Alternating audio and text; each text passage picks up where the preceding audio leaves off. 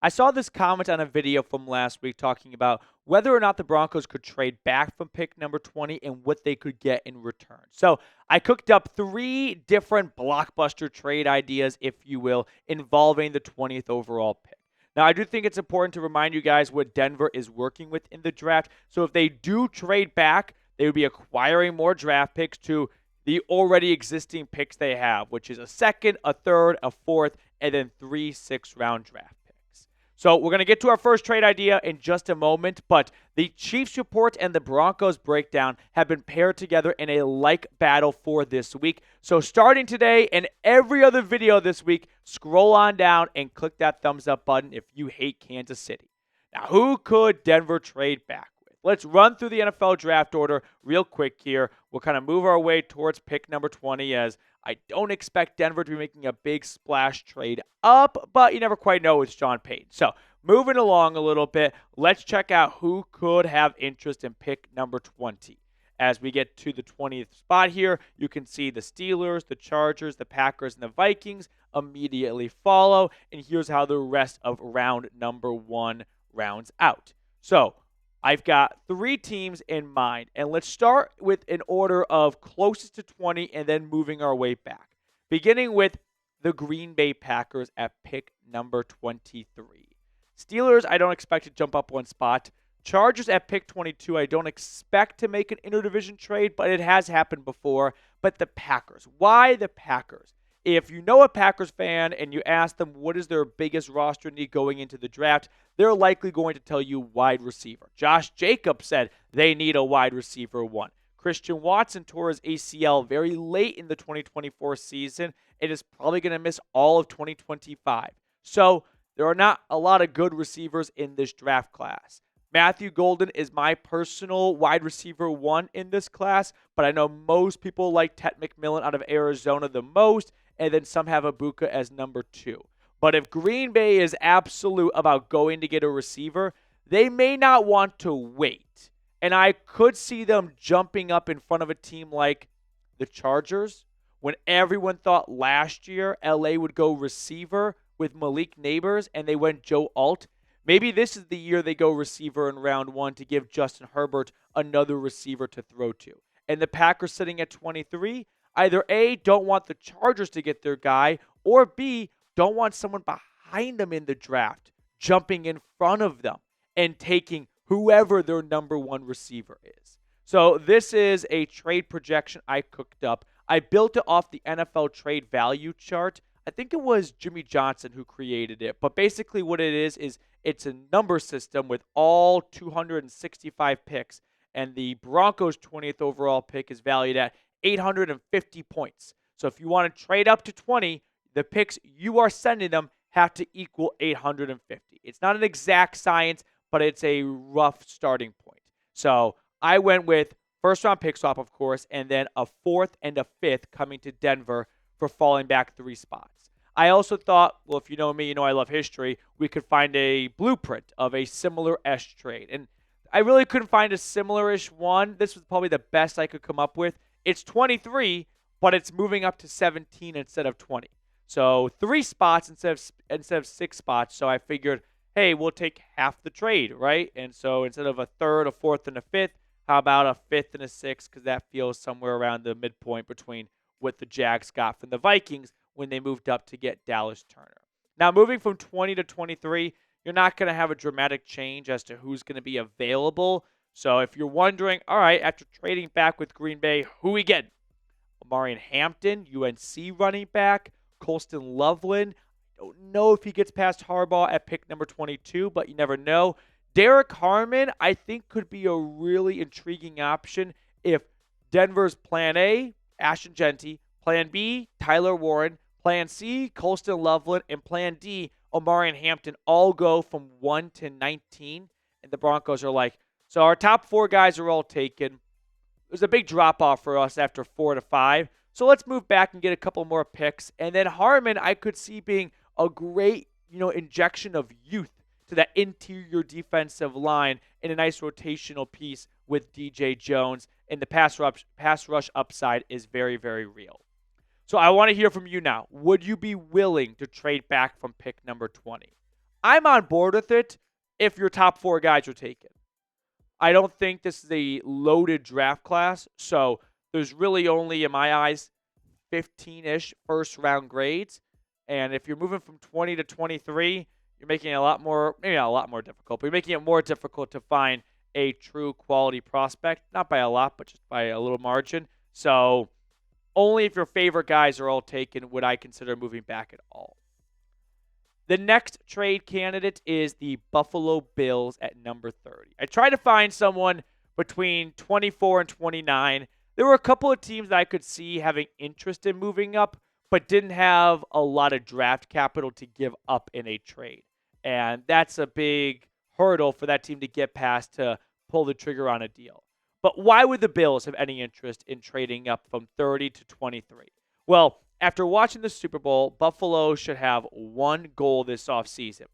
Create a front 4 that can get to Patrick Mahomes in the playoffs. It's how the Eagles did it, and the Bills should copy it. It's a copycat league.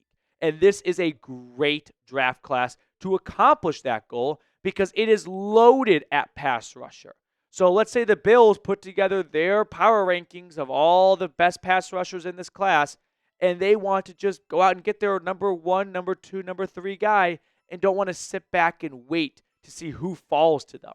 They feel like now is the time to seize the opportunity to slay the dragon that is Mahomes. Josh Allen coming off an MVP season, and they want to go get their favorite pass rusher and not cross our fingers, hope he falls to 30. Oh, no, he didn't. Okay, we'll get our 3rd or 4th favorite guy. No. Get some balls and go up and get him. So here is what I think a trade could look like. 20 and 30 swap. Denver gets Buffalo's 2nd-round draft pick and a future 6. I modeled this trade loosely. It's a difference of 10 spots off of a trade that happened in 2022 when the Chiefs and the Patriots had a 7-pick swap going from 22 back to 29. So not quite apples to apples, but in this trade you could see New England got a 3rd and a 4th. This is only falling back 7 spots, so I felt like, hey, that 3rd's got to get upgraded to a 2nd. So who are you getting at 30 now? It's not going to be the same at 20. Hampton, I could still see being there. He's a wild card, it feels like, for round 1. But let's say he's not there. You got Walter Nolan and Kenneth Grant, who we'll look at closer in a little bit. But if Hampton is there and Genty has been gone for a while, this is not a bad option for Denver. You're going to get the 5th-year tag for Hampton. So that's one less year in a GM's mind. They have to pay him true market value for what the running backs go for. And you solve your running back crisis by getting a guy who, over the past 2 seasons, has put together really strong seasons for the Tar Heels. So you get the 5th-year option. You get an extra day 2 draft pick at the end of round number 2. If he's there and 20 and you feel confident that he'll be there at 30, it's a big roll of the dice. You could try and play the game of, okay, who's between 20 and 30, and are any of them going to go get a running back? If you answer no to that question, you might feel more comfortable, but that doesn't mean someone might trade back, that does not mean someone might not trade back into the middle of the 20s in round 1 and scoop up Hampton. Before we check out my 3rd trade idea, over at Fanatics, they continue to have this awesome clearance sale, chatsports.com/DEN hat. It is 70% off. They've got more than just this winter hat, though. They've got T-shirts. They've got some jerseys. They got a lot of really cool stuff. So I put this link in the comments and description of today's video. At number 3, I'm going to go with the Philadelphia Eagles, who wrap up the first round of April's draft, which, by the way, is just a month away. Why the Eagles? Because, I don't know, last year they set an NFL record for trades in a draft with 8. If there is a team most likely to make a trade, it is the Philadelphia Eagles. So when I was looking over this list of teams that could have an intrigue of moving up to 20, I had to include the team that made 8 trades last year in the draft. Now, I don't have a great trade comparison, so this is what I'm going with. 32 and 20 swap, 2nd and a 5th. I'm basing this loosely, very loosely, but a historical reference, a blueprint, if you will, off a Packers-Seahawks trade from 2019. Seattle fell back 9 spots and got a 4th and a 4th. I don't want to look at that and think, all right, Denver can only get a 4th for going back 12 spots, because 12 and 9, that's 3 spots of difference. That's a good chunk of change to an NFL GM. I also feel like Seattle just made a bad trade here. I actually don't even know who they ended up getting for all 3 picks they inevitably traded away. So here's a rough idea just based off a historical standpoint, a blueprint, if you will. But I think this is something that I personally would have more interest in for a fair trade. 2nd rounder and a 5th round draft pick. At 32, I don't think it's vastly different than 30, right? Why would it be? We're 2 spots back. If these 3 guys are going to be there at 30, one of them is going to be there at 32, guarantee. Now I want to focus in on the 2 defensive tackles, Walter Nolan and Kenneth Grant. We've discussed Nolan before on the channel, but these are 2 really fun defensive tackle prospects to kind of learn about. Nolan, just a shade under 300 pounds, had 6.5 sacks last season and 14 tackles for loss.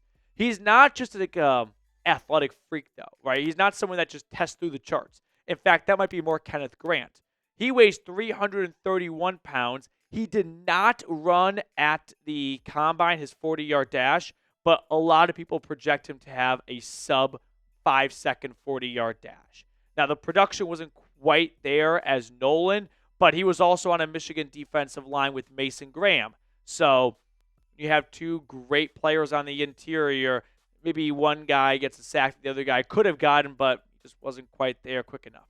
So both these defensive tackles, I think, are really good prospects, and I believe Denver should look at the DT class as a good plan C if they strike out on running back or tight end because their top guys go before they're on the clock. I love the idea of bringing in some extra depth to this defensive line that is relatively kind of old.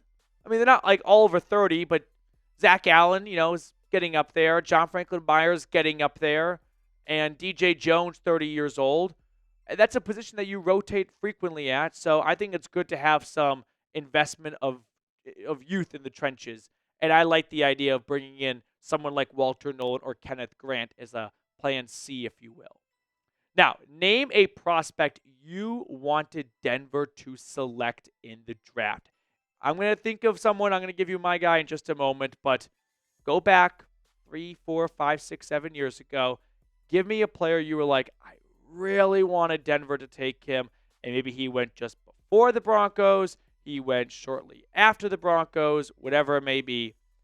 I'm trying to think of someone because usually I come in prepared, but this time, okay.